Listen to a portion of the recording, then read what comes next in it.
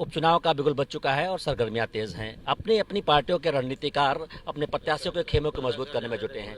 लखीमपुर खीरी में भारतीय जनता पार्टी के प्रत्याशी लक्ष्मी गुप्ता के समर्थन में क्षेत्रीय अध्यक्ष कमलेश मिश्रा जी भी रणनीति बनाने पहुंचे हैं। बड़े रणनीतिकार हैं। कई चुनाव ने लखीमपुर खीरी में क्षेत्रीय अध्यक्ष बनने के बाद में फतेह हासिल की है। क्या कुछ है नगर पालिका को लेकर के लग रहा है, किस तरीके से रणनीति बन रही है कि उपचुनाव में विजय हासिल की जाए?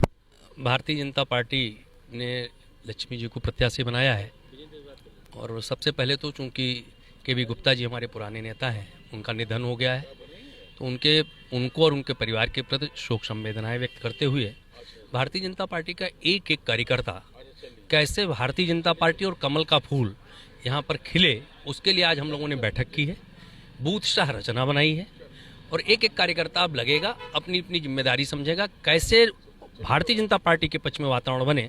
इसकी मोदी जी और योगी जी ने जो अंत्योदयी काम किए हैं, जो जाति और धर्म से ऊपर उठकर काम किए हैं, उन विषयों को लेकर हम जनता के बीच में जाएंगे।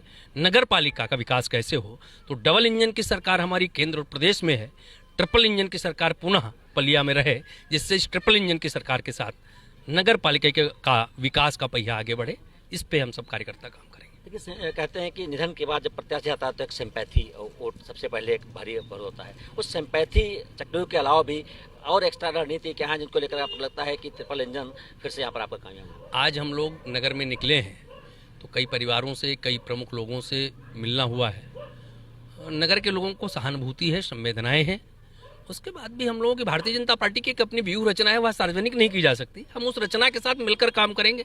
भारतीय जनता पार्टी का एक एक कार्यकर्ता राष्ट्रवाद के लिए, सभ्यता के लिए, संस्कृति के लिए, अंत्योदय के लिए काम करता है, विकास के लिए काम करता है। 2047 भारत कैसे विकसित राष्ट्र बने, उसके लिए काम करता है। तो हमारा कार्यकर्ता अपने मनोभाव के साथ, संवेदनाओं के साथ, राष्ट्रवाद के साथ, विकास के साथ जुड़कर काम करेगा। चक्रव्यूह में हल्का सा जो है छेद भी नजर आया था। प्रत्याशी की घोषणा से पहले क्षेत्रीय लोगों ने बिगुल बजा दिया था, यहाँ से लेकर जिलाध्यक्ष जी को पत्र लिख दिया था, तो वो चक्रव्यूह सही हो गया। भारतीय जनता पार्टी चुनाव से पहले सबको, ये स्वतंत्र पार्टी है, लोकतांत्रिक मान्यताओं में विश्वास रखती है, सबको टिकट मांगने का अधिकार है।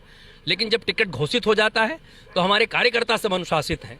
एक एक कार्यकर्ता, आज बैठक थी, सभी लोग हमारे साथ थे और सभी पूर्ण मनोयोग के साथ बिना किसी विद्वेष के काम करेंगे। उन लोगों का भी समायोजन कहीं ना कहीं पार्टी ठीक स्थान पर करेगी। वार्ता हुई है। तो भारतीय जनता पार्टी का कुनबा जो है लक्ष्मी गुप्ता के समर्थन में उतर चुका है। रणनीति का जिला अध्यक्ष सुनील सिंह हमारे साथ हैं। सुनील जी, क्या लगता है, किस तरीके से चुनाव को देख रहे हैं? कितने कठिन डगर है या फिर आसान? निसंदेह अपने कार्यकर्ताओं में पूरा विश्वास है और हम भारतीय जनता पार्टी पुनः उपचुनाव में फतेह हासिल करने जा रहे हैं। कार्यकर्ताओं को मना लिया जो विरोध कर रहे हैं? कोई विरोधी नहीं कर रहा था।